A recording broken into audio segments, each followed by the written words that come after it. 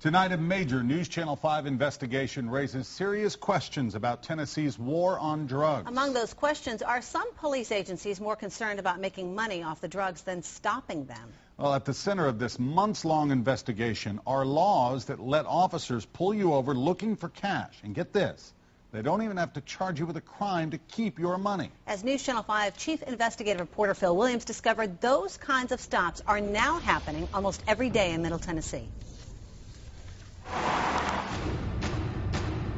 What you're about to see is how police agencies across Tennessee make money.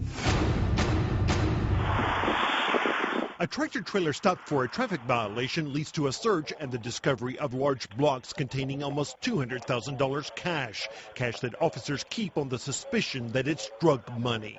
What's wrong with having large amount of cash? Corwin Petrosian refuses to admit that there's anything suspicious about the stash that police discovered in the truck he owns. Officers later released his father, who was driving, without filing a single charge. And authorities cut a deal that let Petrosian come to Tennessee to get his big rig back. If I am a criminal, if they allege me to be a criminal, why would they settle? They do not just let criminals go.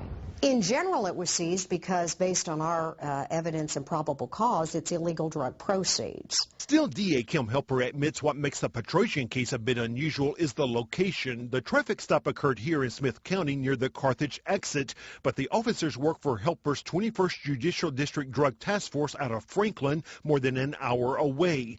Her officers patrol that area under a deal where they give a cut of any cash they seize to the agency that owns that stretch of road. It's a way to make money for your task force, honestly?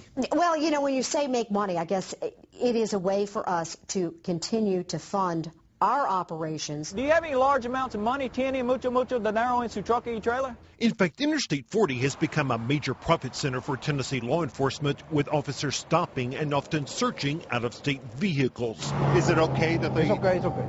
It's because of a state law that lets them seize money, like the cash shown in these police photos, simply based on the suspicion that it's linked to drug trafficking.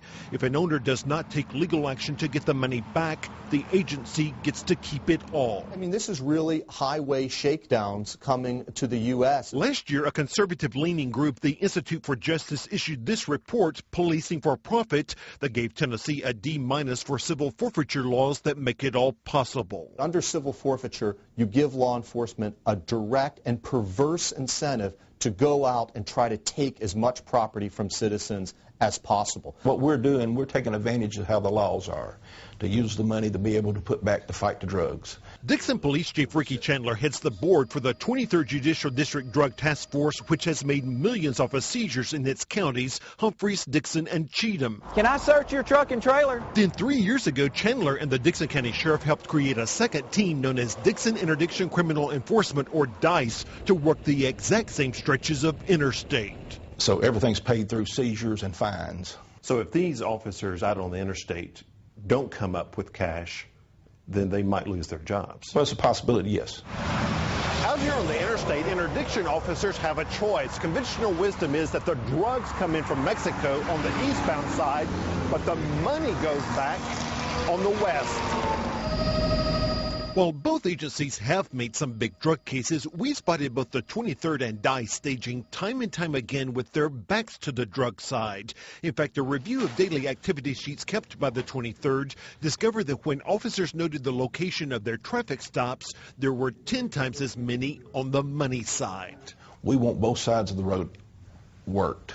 It looks like that they're not concerned about stopping the drugs, that they just want the money. That's what it looks like. Is that the case? And that shouldn't be the case, but that's what it looks like. It shows that the police are really focusing not on trying to get the drugs, not on trying to enforce the drug laws and stop that flow throughout the country. They're focused on getting the money. It ain't in the seat. And it can lead to turf wars. After DICE got this $1 million seizure last fall, a DICE officer suddenly found himself being blocked in by a unit from the 23rd. Within minutes, 5 units from the 23rd are lined up in a show of force.